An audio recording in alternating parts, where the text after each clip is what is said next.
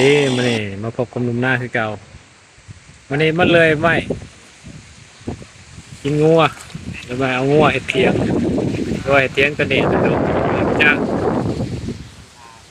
นี่แหละมันติดต่อเทียงตัวนี้นะแต่ว่าต่ออันด้านขวามือแล้วเริ่มเป็นมือทำอิฐเนาะนี่สิเนาะเบิ่งใหม่ก่อนแล้วก็สิคือว่างานนี่ทั้งเลยทั้งเฮ็ดให้เลยเนาะ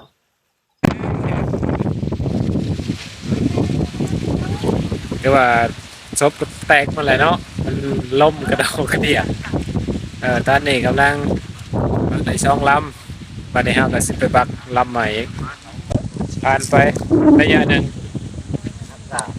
คือว่ากะช่องลำที่บักผู้เช้านี่แล้วนี่สิมาบักช่องลำหน่อยนี่ลำหน่อยลำนี้ลำนี้ นั่งตาหาใหม่อยู่ ว่าไม่โกน ไม่โคตรหายากขนาดนั้น ไม่บ่พอเนาะก็เลยหาอยากนิดหน่อยวักมัน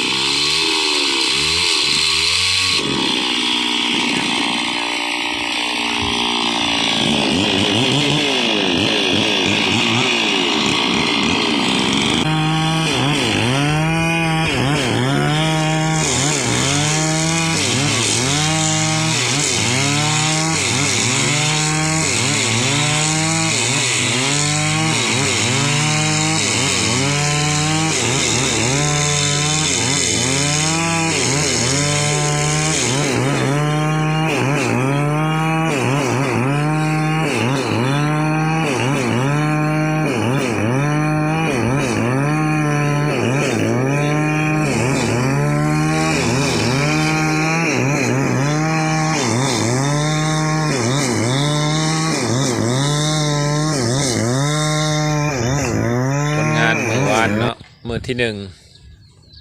ถือว่าได้เลื่อยได้นี่แหละตัวนี้แมนไม่แป้มันตัวนี้ไม่แป้ได้สองเซนลำตัวนี้4 ลำตัวนั้นแมนไม่ตรงได้ลำละ6 โตลำละ2 โตตรง6 โตเนาะตัวนั้นได้3 ลำนะหาก็ได้แป้2 โตแล้วก็ขางนี่ได้แล้ว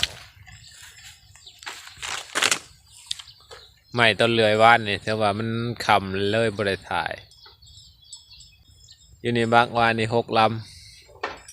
ำแล้วก็โน่นฝั่งนั่นนี่ก็ฝั่งตะปูน3 ลำเมื่อวานนี่พอดีบืด